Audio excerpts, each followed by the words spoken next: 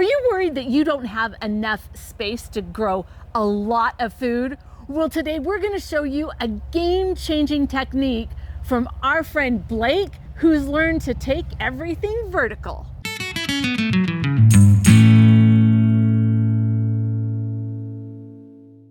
Hey Provident Gardeners, today we are in Blake and Cheryl's backyard, and they have done some fabulous things with growing a garden in a very small space. And the game-changing technique that they're using is to take everything vertical.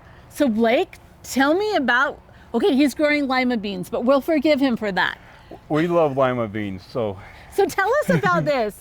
Okay, this is our, we actually put this on the concrete and on the grow box, and we went up vertically. My son here built a trellis for us in metal shop, and we were able to go straight up and be able to trellis it, as well as we went with just a wire to the fence over here to get to do the trellis over that way. That is just amazing. Now tell me, how did you get the lima beans from here to there? There's actually a wire going from right here to the ground. Ah, got it. So it's just wrapping around the wire till it's all happy in the top. That is correct. All right, that is super cool. And you notice that he said he put this grow box directly on the concrete. No dirt, no problem. You can put on the concrete and just fill it with great garden soil. Now he's done one other thing with the vertical that we want to show you.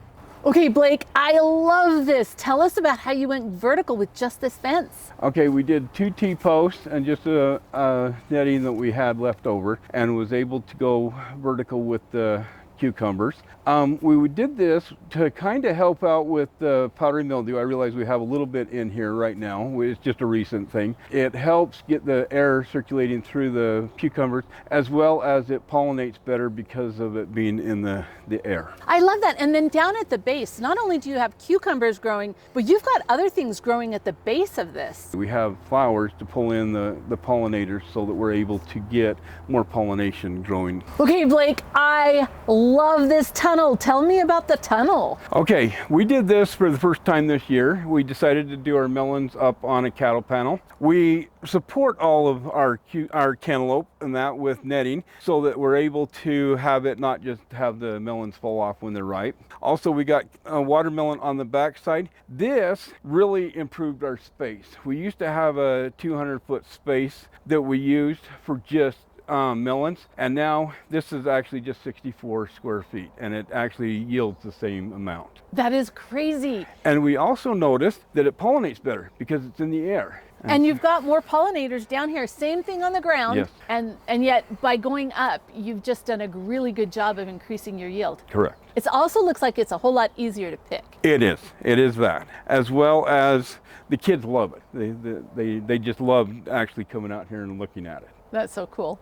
Okay, and the last thing that I love what you've done with your raspberries, because here they are in this bed, very concentrated, and oh, they look like they're so much easier to pick. Tell me about this. They're really easy to pick, especially on the sides and things like that. And we did it in a grow box to contain them so they didn't spread everywhere. The only problem we would do is if we ever did it again, we wouldn't do it quite 4 feet wide, because the center ones are extremely hard to pick. Ah, got it. And so we've got a 4x8 bed right now, and the center ones get extremely hard to pick.